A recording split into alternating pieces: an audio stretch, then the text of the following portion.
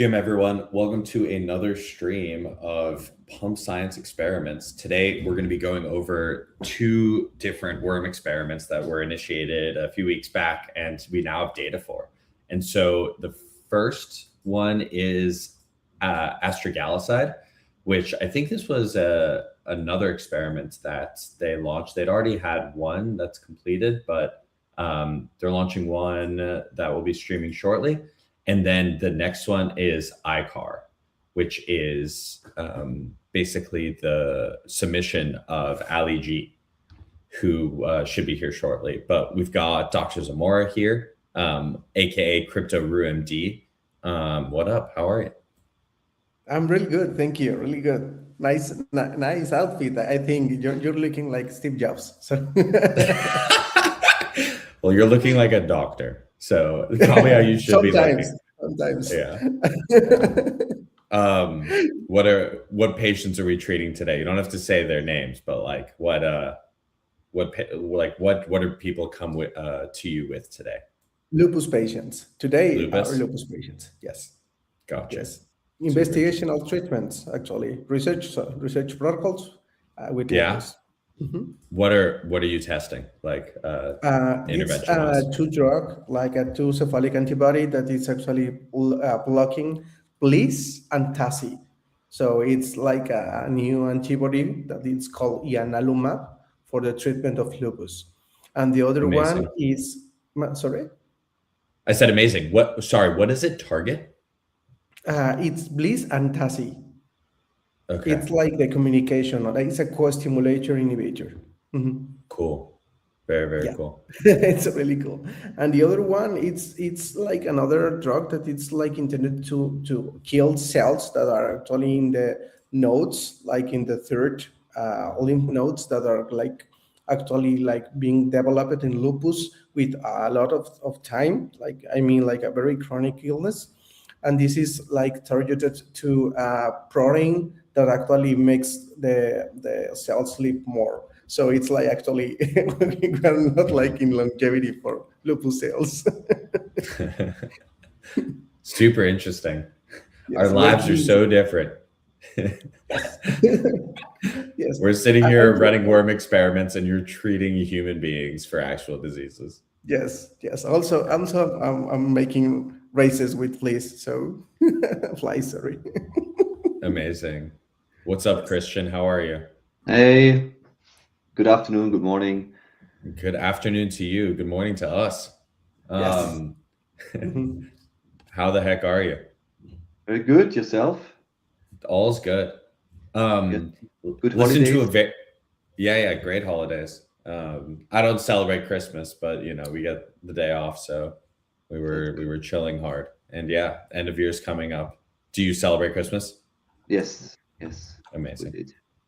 But it's a good time to see like the snow and all the trees, and it's good. Even that you are not into Christmas, you can like feel the emotion of the people. Totally. It depends where you are. Like, I'm in Chicago, so we have plenty of snow here, but I feel like you're not getting much snow in Mexico. Fred, I was in Chicago like 2 months ago, and you weren't in Chicago. You like traveled to New York. I don't know. I can't remember. Got it. Yeah, no, I travel quite a bit, especially during the winter because it's so freaking cold. I want to get really out. Cool. I love Chicago. It's like incredible. I mean, all the actual culture. It's like born in Chicago. Yeah, totally. They say that house music, they debate whether it was started in like Detroit or Chicago, but like one of the two. But yeah, good food, sports. Yeah, incredible food. I love the cheese of the pizzas and the burgers. Yeah, it is good. Anyway, Christian, how's the day job? How's cooking up drugs for pharma? Right now I'm on vacation, but amazing. Other than that, it's going well. Yeah. Amazing. Anyway, I haven't caught up with the fly studies that are ongoing, but what's kind of your conclusion from what you've seen for astragaloside? For the flies, it looks pretty good, right? Yeah. I mean, definitely on For the the flights, racing. I think. Say again? For the racing, it's looking really good. Like the racing Yeah, data, really strong. exactly. But Um, then I think the warm data, right? We increased the dose from or the concentration from, I think, 5 micromolar to 50. No, was that? we did. So 10x. I don't know if it seems to be working as well. Oh, Let me see. so actually the life extension decreased, or what? I think so. I think Hmm. so. Something Let's, similar happened with Kurtz when I raised the dose. Also, we got like more mhm. toxicity. Mhm.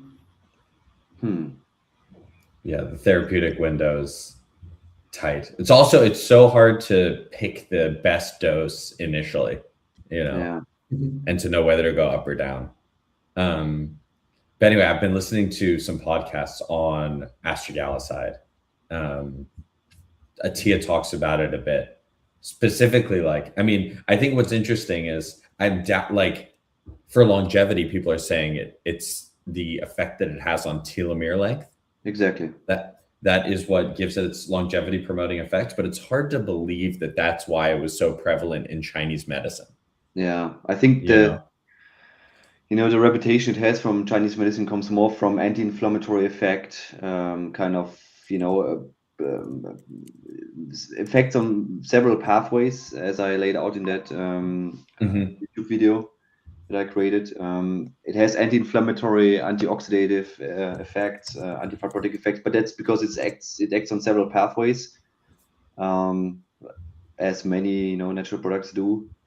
Hmm. And I think for longevity, there's only a small number of publications where they looked at telomere length, which was actually shown in some cells that telomere length was increased, and then telomerase activity was increased. But I think it's more kind of acting on several pathways and has general, effects on health and well-being, at least in animal models and on cells. But it may not be the perfect longevity drug. Let's put it that way. Yeah.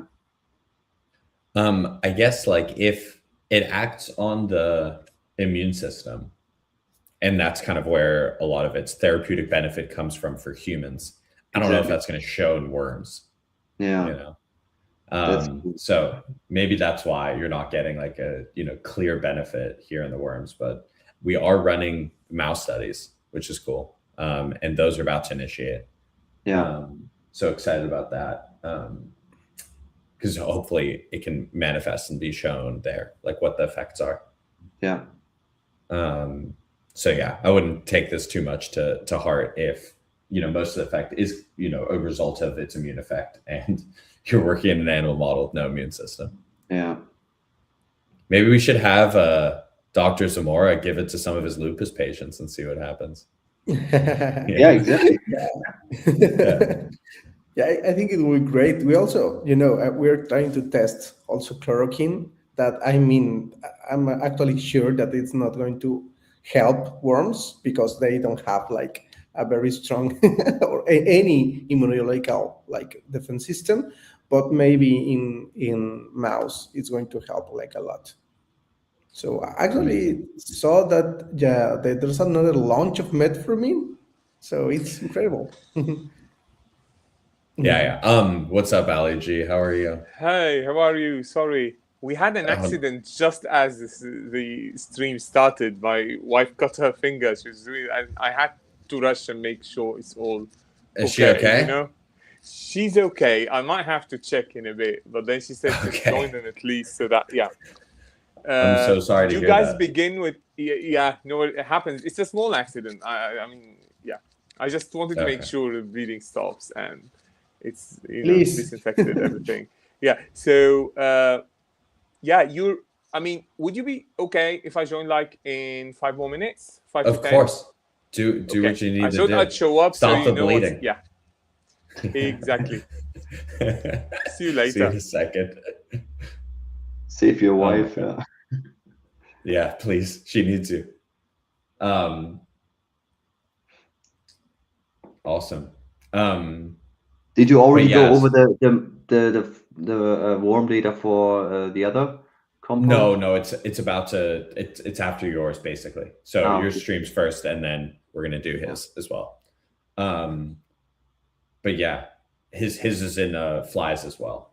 Okay. So we can look over that data also. But I'm really excited for the mouse studies. Some of them have already started, like the performance ones. But what we're working on, and maybe what we can tease here, is our objective is to gamify all of the experiments that are coming out from the mice. And so we've got like mouse racing, and this is kind of like what the experience is like, but basically like each piece of mouse data is basically like we run an assay called open field. I can actually pull up the raw data and show you. But basically what we do is we drop the mouse into kind of it's called an open field. It's basically a box. Oh no, I got to do the whole thing. One sec. We drop the mouse into like an open box, and you let them run around, and you basically measure how much they explore the box that they're in. And it's a measure of like curiosity, youthfulness, ability, mobility and things like that. And it's a good surrogate for like how, young is the mouse, so to speak. And so this is kind of what we're trying to see with the drugs is, do they kind of like keep the mouse, exploratory, so to speak, and like keep moving around the box. So if this will play. So here we go. So like each mouse is dropped into a different square. They kind of explore around. The raw data itself, like the videos, is like not really that interesting. It'll be interesting to correlate what you're seeing here with the data, but we wanted to make it way more fun to watch. We didn't think this was particularly fun. And so we created these races, and that's what these are. And so it's basically transforming the speed that the mice are moving to this speed data that's kind of shown here in a race format. And so we're integrating this with like trading and whatnot. So you can, basically trade each of the different tokens as the races are going on. And there's a leaderboard and whatnot. So this is what we're building right now for the open field tests. Now, our objective is to do this with every single experiment type. And so, basically like, we're going to do this for grip strength as well. So another test that we're doing on the mice is testing how strong they are. So basically how much force can they apply? It's another measure of like, how good is the longevity of the mouse. And so we're transforming this data into like a mouse lifting competition. That's cool. Yeah. So anyway, gotta improve this a bit, but it's pretty fun. It's just like a way more fun way to interact with the data than like looking at a table or, just looking at the raw videos of the mice. So anyway, that's what we're doing as we speak with. It's like the Pomps Olympics. No? Exactly. It's like the mouse doping Olympics, that's basically what it is. So yeah, it should be a lot of fun. But so far it's all like simulation. There's no real data behind it yet. It's all real data. Oh, it's all real data. We just haven't released it. It's all real data. Yes. Cool. Yeah. So we've done some performance testing on some of the initial compounds to help them like identify the right dose. And so we have some real data there. And so, once we have kind of like the user interface set, we'll launch the data for that experiment, so to speak. So that's kind of the goal, is like to have all these different kind of events, like Olympic events that all the mice are competing on. And so in the interim, like before the mice die, and like that becomes the game of like, you know, make the mice live longer. You have these intermediate games that keep people engaged, and are fun to watch. And like also just to know, like, you know, how does astragaloside actually improve longevity? Does it improve, you know, something, you know, with regards to mobility? We're also doing like cognition testing. You know, does it improve their cognition? Like, you know, strength. Like there's a bunch of different ways that compounds can contribute to the health. And we're kind of measuring that every way and like turning each kind of assay into its own competition, so to speak. Yeah, cool. Yeah. So that's ongoing. And Benji, if I may ask, I mean, so down the road, let's say 1-2 years from now, if you have, you know, accumulated all the data for some of the compounds, how are you gonna, you know, build a commercial case for that? For the compounds, for instance, that are not approved as, I don't know, for human use or as supplements or whatever, right? What's the strategy there? Yeah, the strategy is to do grass testing, generally regarded as safe, which allows you to get it approved for human consumption. So if you're trying to get a drug approved, then you need for a disease, then you need to run FDA trials. Exactly. Right? If you're not trying to get it approved for a disease and rather for human performance or longevity, then all you need to demonstrate is that it's generally regarded as safe. You can get it approved as a dietary or food ingredient. Yeah. Right. And so the objective is to take it more in that direction. And those studies are much less expensive, and yeah, much more tractable than, you know, clinical trials. So I think this data is final. So that's the kind of commercial strategy, is like, if we find something that's longevity enhancing, performance enhancing, take it through grass testing rather than FDA disease-based clinical trials, and try and get, you know, kind of like a generally regarded as safe designation versus getting a drug designation. Yeah. And so, yeah, definitely a faster path to market that way. And how do you encourage then the community to hold their tokens, or, you know, because we saw that with your great post, right? There was a short kind of increase and then a drop, like a pump and dump, unfortunately. You know, how any ideas how to deal with that? Yeah. So, I mean, if you think about it, like, why do people hold shares in companies? Because there's economic value that's tied to the underlying asset. Yeah. And so, you know, as much as we can and within as much bounds as we, you know, are able to operate, our attempt is, or our goal is to do the same thing for the tokens. So to have real economic value go to the tokens, and that be the incentive to hold them. You know, like if we can sell a novel longevity therapeutic that wasn't otherwise approved before, then, you know, that should be, you know, valuable in the market, generate sales. And if we have some of the value of those sales go back to the token holders, then that should be an incentive to hold the token. Yeah. It won't for the meme traders who are pumping and dumping, right? But to proper, you know, investors who are much more strategic and thoughtful, and patient, you know, like they should value these, you know, the tokens more highly that have, you know, viable consumer path, basically. What do you think about that? Yeah, I was thinking that maybe if any of these products comes to market, also you can use the fees of the any like bottle that you sell to burn tokens. So also pay revenue for the people that's actually holding your tokens.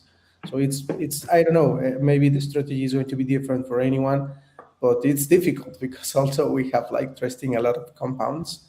But I hope that any compound that is actually running just hits the market someday. Totally.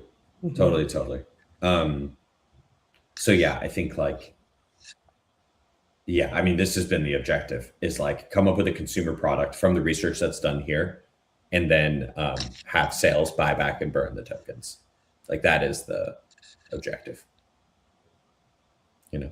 So anyway, I think it will of course take time. I think it will take less time for compounds like astragaloside that are already approved, you know, as a supplement and you can already sell. And so there, the data just becomes like a you know, marketing data, not necessarily, you know, data that's presented to a regulatory body, but rather data that's presented to the consumer to say, hey, this works. You know, it's so that in that sense, it would be awesome if you at some point have a kind of a store built into pump.science, you know, with all the supplements where you can directly purchase from, you know, the website, and you have all the underlying data coming from the studies you've run in the past, right? So potentially, yes. I think that, I mean, at least in the US, 80% of supplement sales, guess where they come from? Amazon. Yes. So I don't know, like maybe you're right, and we need to build our own kind of like e-commerce platform that sells these. But I do also think that, you know, it could just be effective marketing data that's sold in another, you know, marketplace to maximize reach. So I think it'll be an and, not an or. Like you have both. But yeah, it is still to be determined. But yeah, no, I think we will build exactly what you're talking about, like an e-commerce platform where people can buy these once we have, you know, branded versions of them and our own kind of products. But yeah, I'm really excited about running human studies as well, so that people can basically buy the product and participate in the study quite seamlessly and receive tokens as rewards for doing so. I think that's kind of like that's going to be where the tokens are super valuable, is to be able to get people to participate in the studies. Anyway, we're on ICAR. This first dose that we're looking at is the highest dose that was tested. So we got 3 doses tested for ICAR. Ali can tell you all about ICAR. But we tested 3 doses. So, you know, this first one doesn't seem to be working the best, but we could have overdosed the Right. the worms. Yeah, I think we were, yeah, absolutely. So we were a bit like, the thing is, with most of these experiments, like most projects, people take something that's been tested, at least academically, and try to replicate and then to add to it.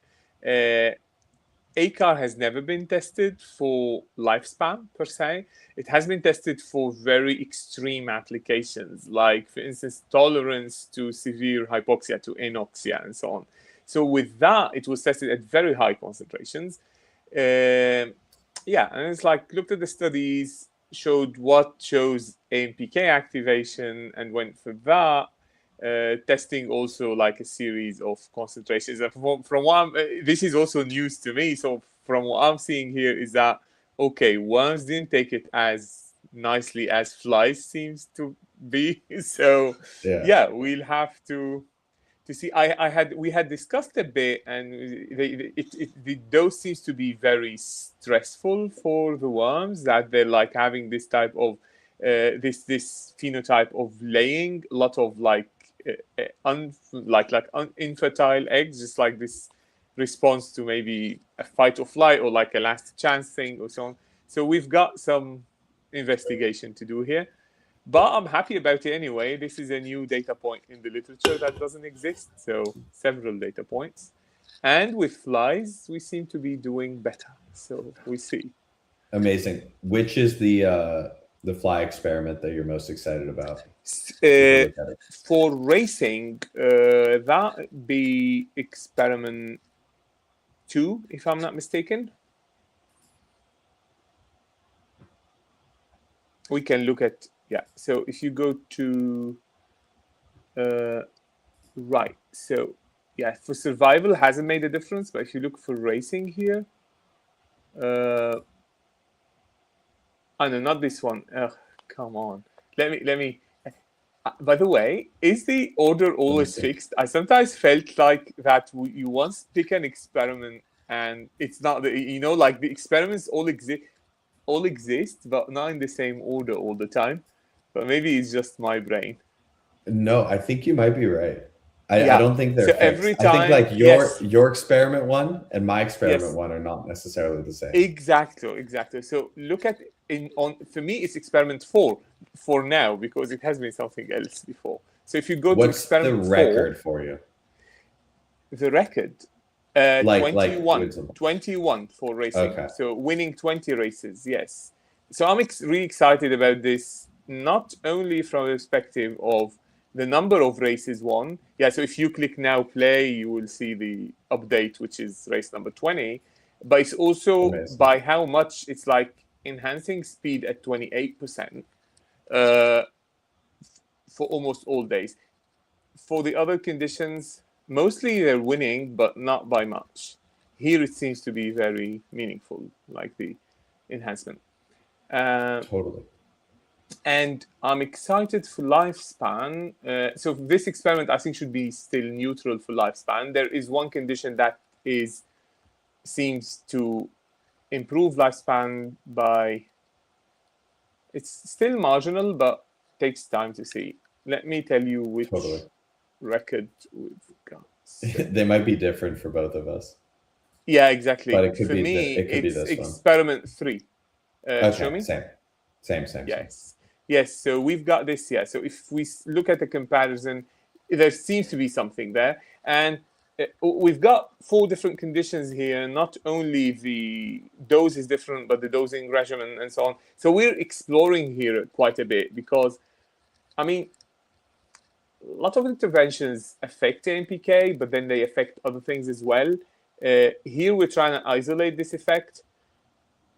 The way I see it is that probably this could become something where you use it to boost other interventions. Like you do exercise and you know when to do it, both for enhancing your performance and then also enhancing the efficacy and the, like basically increasing your gains.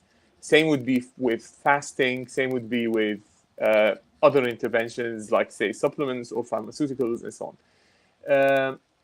So there's where we are now. Quite excited about this racing thing. It could also be due to this calorie restriction mimetic thing, because then the flies are flying more so that they can find food, because if it puts their brain into this energy deprived state, then by nature you would move a lot. Actually, even in humans, like if you're doing fasting, you see that if you like with a prolonged fast, you start then you become more aware of your surroundings, and then kind of your movement becomes lighter. And much of this has to do with the brain looking for food. Basically, it's very primal. Totally. I So wonder it if seems it's that too much for the worms. Yes, and so that's why they're just ejecting their eggs, because they're like, I'm in a calorically deprived state. I don't know if I'm going to survive, but maybe my eggs will. Yes, probably that, and probably it's too much, as you say, for the worms. We can't do dosing regimens. It's a bit rudimentary in the worms, that we just like putting them on a medium where you've got like the initial treatment and that's it. With flies, we can play a bit more. So I'm grateful we have this, because say maybe such an intervention would have been dismissed if it were only worm results now, that people would be like, so at least we've got something here to say, okay, hang on, in more evolved organisms, we can get something here. So maybe it's worth testing in mice. Totally. So yeah, like it does look like, I think this is the highest dose we tested. It did decrease life extension, but that could be just the way the worms respond to AMPK activation, which is they basically sacrifice themselves for their eggs. Yes. So that basically maybe their eggs could survive times where there's greater food, or where they think there's greater food, because AMPK is not being, hit super hard by a drug. Probably so. Probably they still behave like they're more. I'm wondering, I mean, like on the evolutionary scale, where you start getting the structures and the circuits that can basically mediate this benefit, So it's like, we know in humans, for instance, you're way less likely to die of starvation than of overeating. it's not the same for worm probably. So like when you look at so it's interesting to see for these beneficial interventions where it starts and where like it ends the benefit. You know, in yeast, for instance, sometimes you look at doubling times instead of looking at like just really how long a yeast cell survives. So maybe that's one thing. Yeah. So like so many different ways to approach this.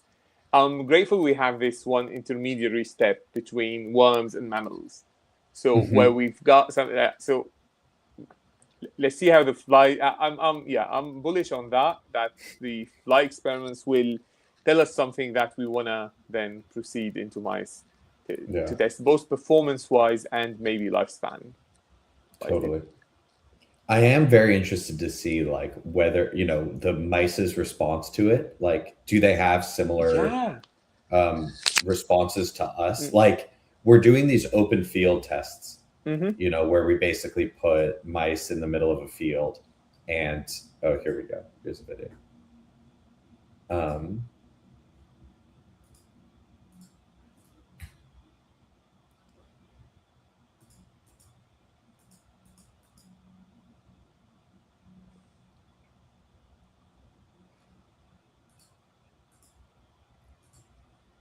There we go. Yeah, so this is one of the most predictive assays, apparently, for mouse longevity. And it's basically like you put the mouse into a field and they just walk around as much as they want. There's no stimulus here. But you have to think like if you activate AMPK and all of a sudden these mice think that they're being starved, are they running around more because they think that they're in a calorically deprived state that's activating the parts of their brain that are saying go look for food. And it'll be very interesting to see if they're anxiously moving around looking for food also. Yeah, that would be very interesting. A maze would be interesting as well. Like, do they have like you'll be very happy to hear we're also doing Y maze. Right. Oh, you are? Okay, amazing. We are. Yeah, super. So we just have this has to make it to mice basically, and we hope that enough people are as excited as us that it crosses this line. Totally. Do you know how this assay works? The Y maze assay? I just learned. So basically what you want to see is exploratory behavior. You want to see it moving around, not just sitting in one spot. And number two is you never want it going back to the arm that it just came down. Right. Yes, that means makes sense. Yeah. So you want to see it basically going from one to the other, remembering that it had just been down this path, and so now it should go here. So that's a correct move. Interesting. Right? Okay. Yeah. So now when it comes back, it should be realized, oh, I was just here, so I should go there. So that's like a -1 point. Okay. Because it doesn't remember that it was just there, and it should have gone to the other one. Right. Oh, amazing. Yeah. I mean, I wonder. Yeah. So basically, maybe this type of hormetic stress puts the brain in the place where it's faster, it's just reacting faster to stimuli. But then the second question would be, is it? And that's also with the flies. I'm just thinking, okay, so these flies that are flying faster, they're not doing better.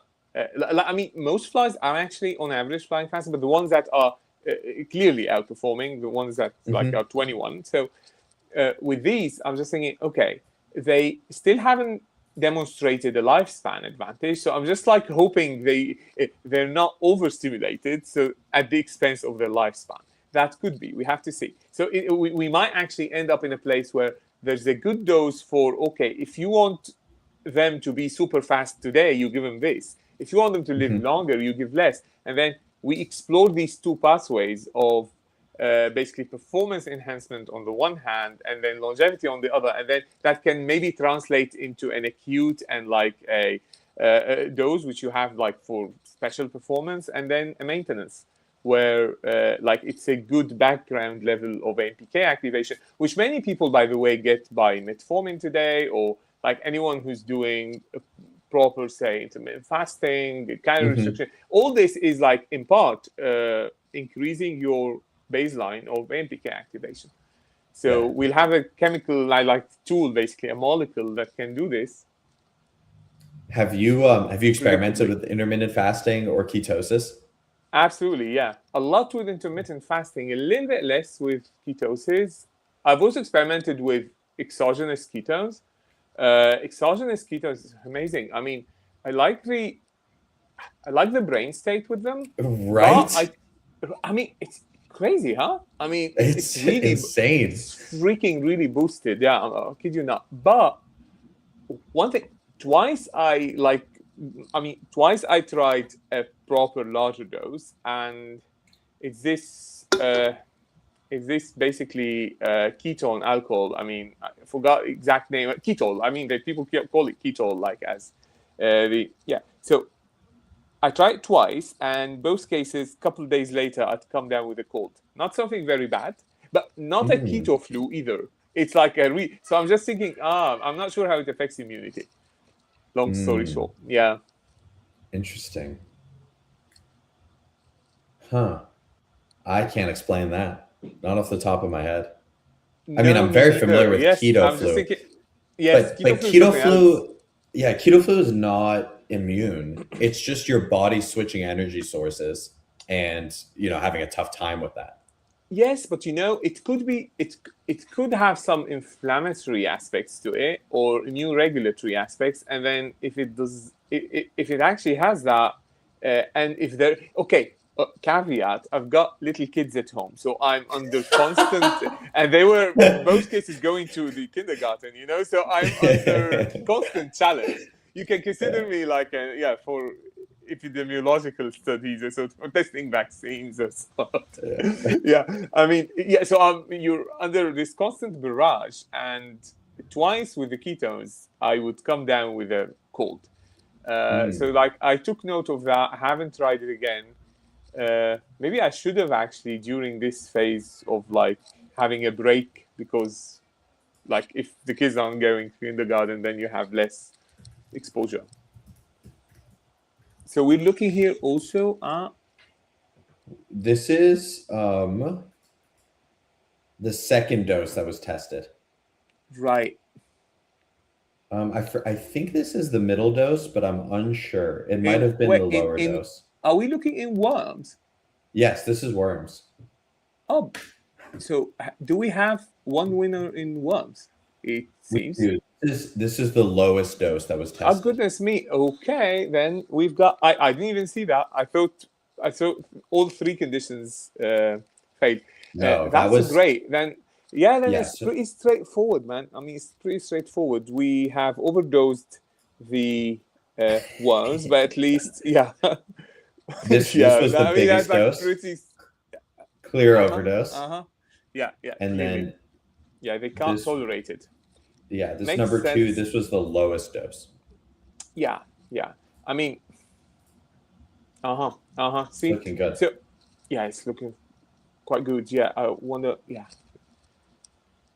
So maybe even a lower dose would be of further advantage. I mean, here's the thing: most people have a dose to anchor to, because because it's been tested. This thing has not been tested. That is why I'm really excited about it. I was like, if I'm gonna dabble with this, I want new data points. Like, I mean, I know, not necessarily best for marketing, but cool for fueling. No, it's awesome. Yeah. Do you recall the concentrations for those 3 experiments? Yeah, I do. I don't know if we want to share them yet before we publish. But we do have the doses. So the first one that was tested, I think, is 40x this dose. Okay. So, between 1 and 2 orders of magnitude higher than this dose. We're talking, exactly. So we're not even talking about tweaking. We're really talking about there's this whole range. Good luck. Exactly. Yeah. Crazy that it hasn't been published. But man, I mean, we should publish this. Like, this is publishable like this. Let's do it.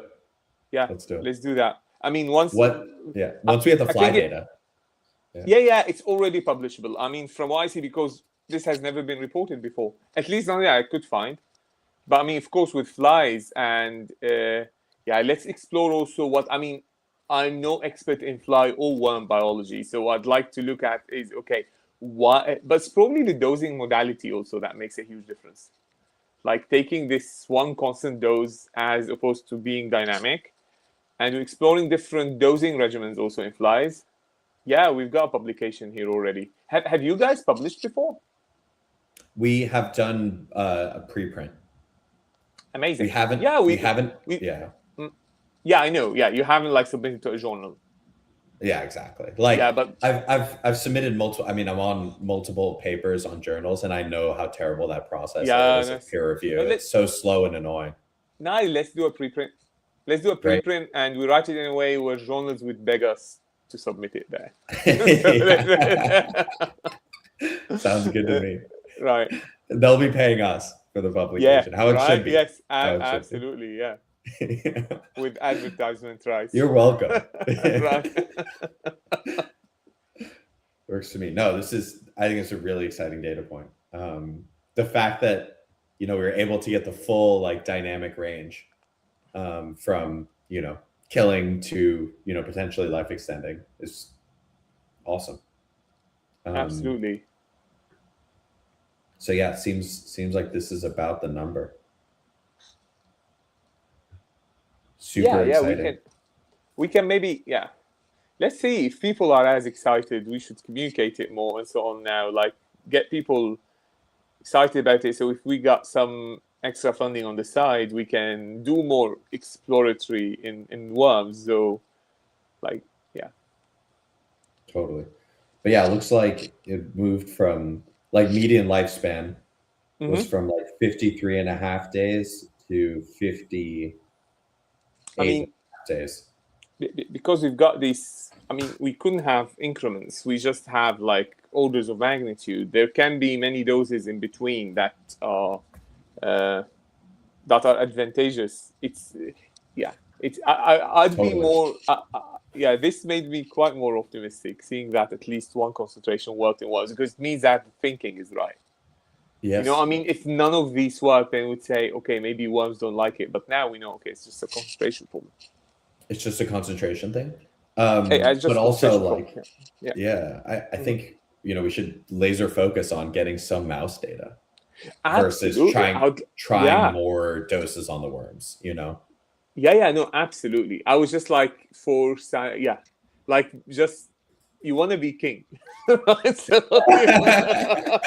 Fair enough. I respect it. Yeah. We're not playing for second place here. Yeah, right. Fair enough. Oh my god. Man, love it. I think it's almost kudos to you how you've actually built this. This is research on steroids, honestly. It's much faster than how things would advance if you were now doing, I don't know, one was doing their master thesis, PhD, exploring this, and there is this thing to decentralizing ideas and centralizing that actually like execution, automating it. Amazing. That's the idea. All right. I'm just waiting for the final result here, but seems to be completed for the most part. Yeah, I think there's maybe a few frames. So it's basically, I haven't actually yet familiarized myself with how, so it's like, it's really live stream. Like someone now watching it, it will like come bit by bit, right? Exactly. Yeah. But yeah, I think the final number is around 10% life extension. Not bad. Not bad. I really like it. Yeah. Ooh, yeah, there's still a few more frames. 14%. This is mean life extension. Right. And what we have, like the final score we have is median. Yes. So makes sense. We picked mean so that you can have a continuous readout. But median is like our final score, so to speak. Absolutely. You have median. Do you have the 90th percentile? We can calculate it. We probably should. Yeah, I'm just thinking that's what the ITP does, for instance. They really focus a lot on this 90. 14%. Amazing. Final Love number. it. Love it. And for the others did cut their life short, right? I mean, Yeah. no, So I don't know if this is in days, but it's approximately time. 104. This is I'm probably looking for 90%, by the way. 104 to these frames 112. are Yeah, these are how many frames, frames per not day? days. Not days, yeah. Wonder But how it's many frames per day. approximately time. It's approximately time. Yeah. So 113 to 104. Yeah, great. 113 minus 104 divided by 104. So it's about a 9% maximum lifespan extension. Okay, got it. Not bad. Not bad. Congratulations. So, yeah, now I think this is the middle dose that was tested. right. So interesting. we've got okay. Yeah, so we tested 3 doses. The first one that didn't have a good result was the max dose. Yeah. This dose is about half of that. The one that was. Oh, interesting. Okay. So. And then the lowest dose. The lowest dose that we just got the result on was 1/40th of the original dose.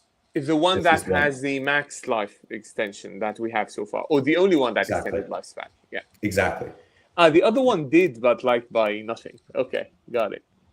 Yep. Actually, both of them converged eventually on. But this is just giving you the mean for a data point, right? Because it's still running. Exactly. Yeah. So this means like probably one fly or one worm has died. Yeah, 2 worms have died. So that's why we use the mean, not because it's the final result, but because it allows you to continuously have a score. Yes. Yeah. Makes sense. Yeah, you want median and maybe 90th to approximate average and and certain things can help you live longer if you survive everything before. Yes, so like starting. Yeah.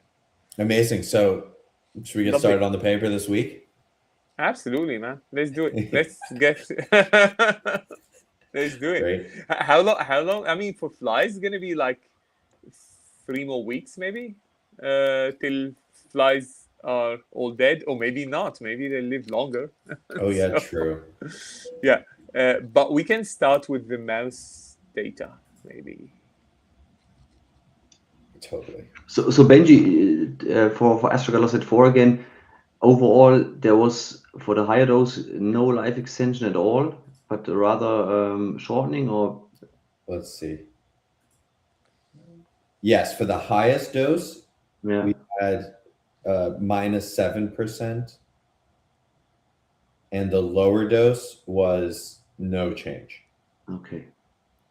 But look, I mean, like, if this was used in Chinese medicine for its immune response, like its immune effect, I don't think it's going to show in worms. Yeah. I think it's that simple. So I wouldn't be discouraged by it at all. I just think it's the wrong model organism to test the mechanism. So gotcha. That's on us. How are the flies doing? How are the flies doing? Responding well from a health perspective. Really well. Mm-hmm. Yeah, definitely. I'm not sure. I think the survival data is quite neutral. Interesting. Okay, it has some boost at the beginning. Some boost at the beginning. It drops. Yeah. Yeah, it drops. Then it's it's like it's probably what you said, Benji. It's like probably if it's the immune system, these complex effects cannot be replicated. Do flies have immune systems? I was thinking exactly the same. Like, I mean, everything has an immune system, but like, do they have differentiated cells? I don't know. I think that flies don't have like an adaptive immune system, but they have like toll-like receptors and something like that. So maybe they can regulate autoimmunity also, life extension. So we have like a lot of models in Drosophila about the immunological process, but not as we have. I think Okay. Mhm. all of the compounds that we actually need to test need to go to mice. So people need to help us.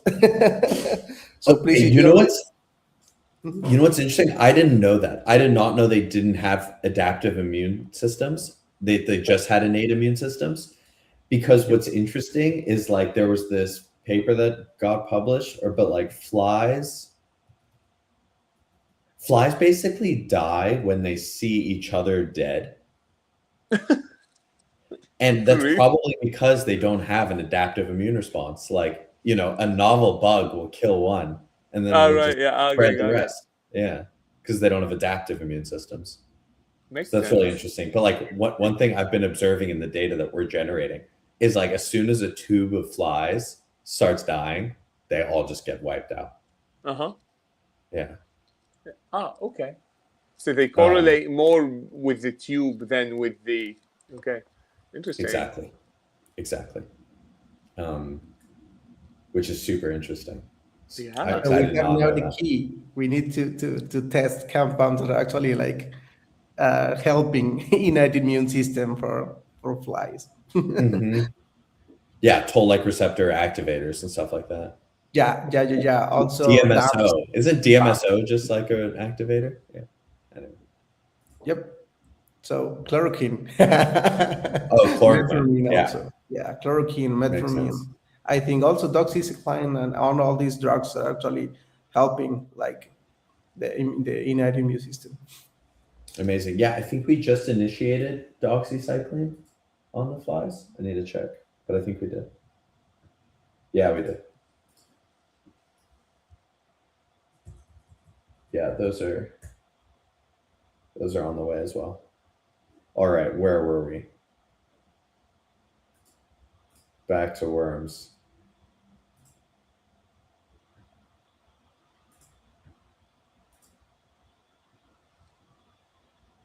Okay, this is the middle dose, 37. Let me just confirm that. Yes, so 37 is the middle dose. This was half the max dose tested. So really interesting. The effect Right. seems to be right in between. Pretty Wow. interesting. Very interesting. Yeah. Yeah. Exploring this area between the lowest and the middle. Yeah. Anyway, yeah, we should probably be testing at least 3 doses for all the worm experiments. But yeah, I mean, it's just a cost thing. It's like, how valuable is the worm data? Yeah, you wanted to make a graduation more like tenable, right? For Exactly. for more intervention. Makes sense. Exactly. And I don't think there's a right answer there, Mhm. you know? So I've been letting, you know, each of the different devs decide for themselves. Yeah. But yeah, No, I'm definitely grateful for the flexibility we had with planning here, because again, exploring a new intervention, it's like you need to be lucky to hit the right totally. dose. Also, from like if you had only one repetition, yeah.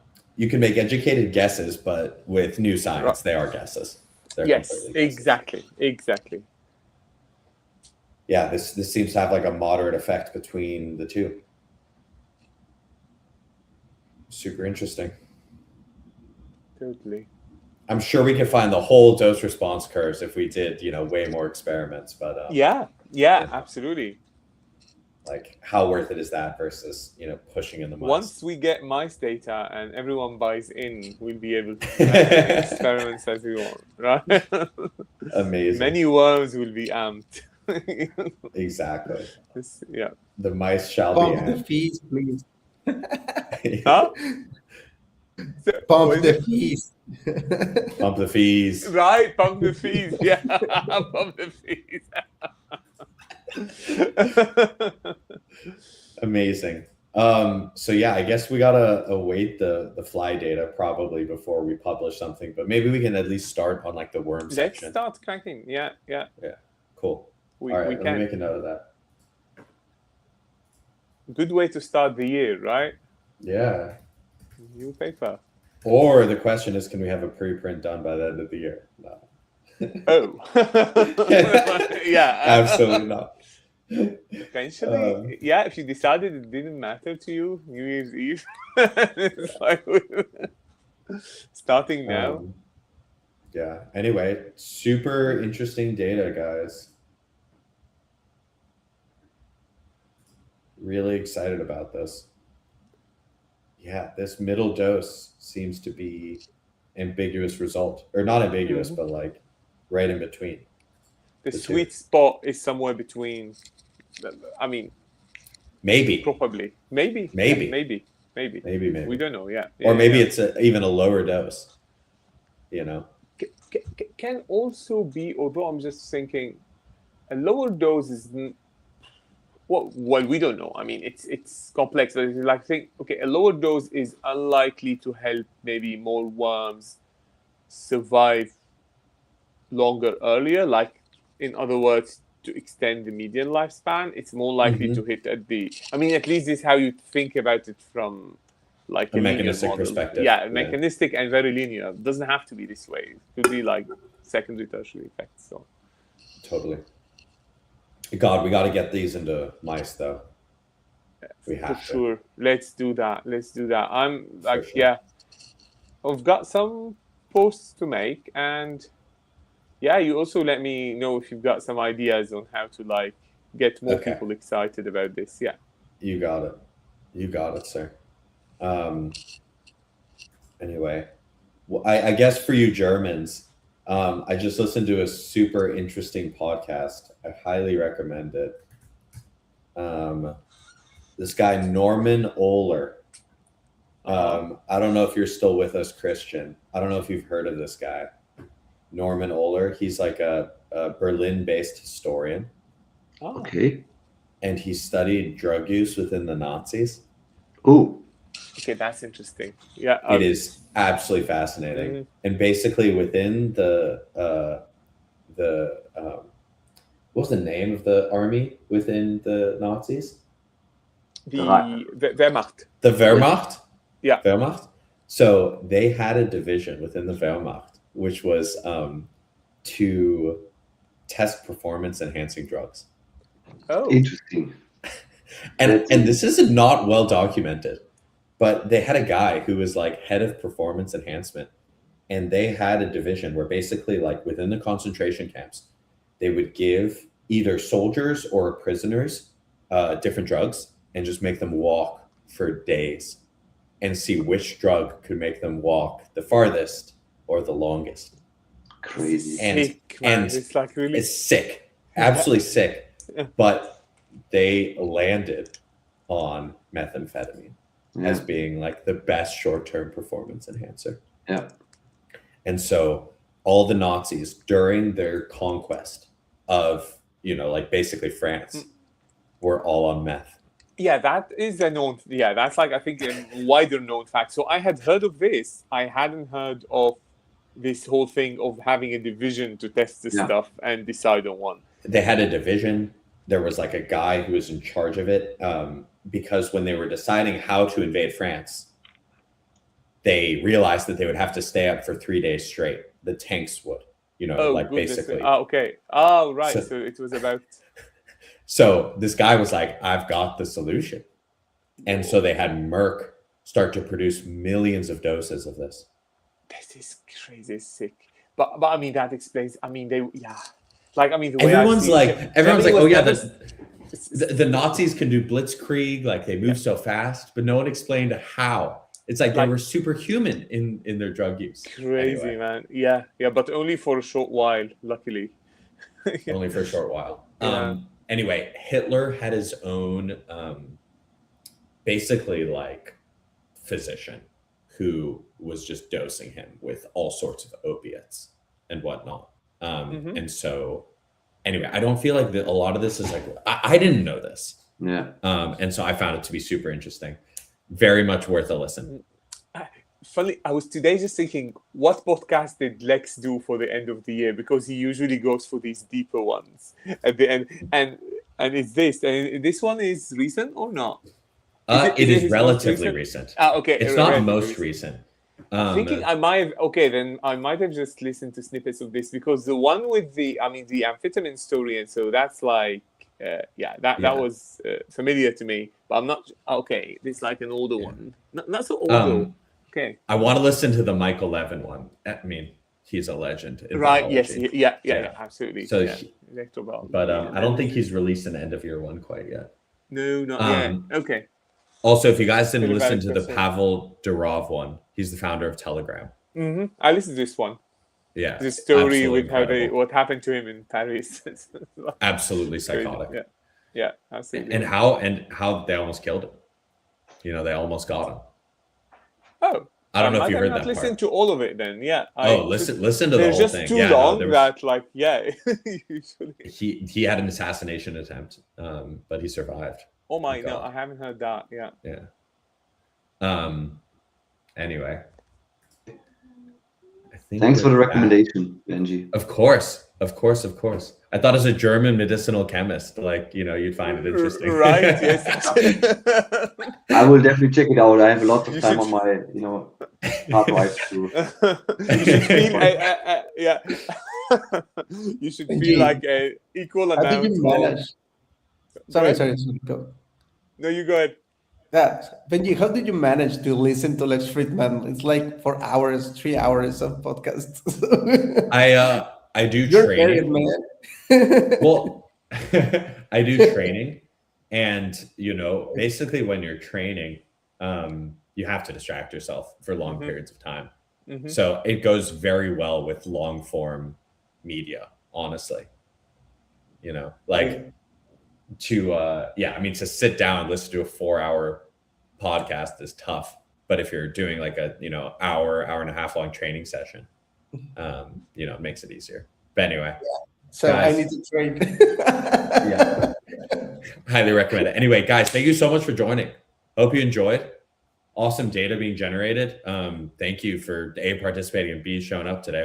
Hope you had fun. Looking forward to the next one. We'll keep pumping. And enjoy the rest of your year, guys. Happy New Year. Thanks. Thank you. Happy New Year. Happy New Year. Great to see you. Peace.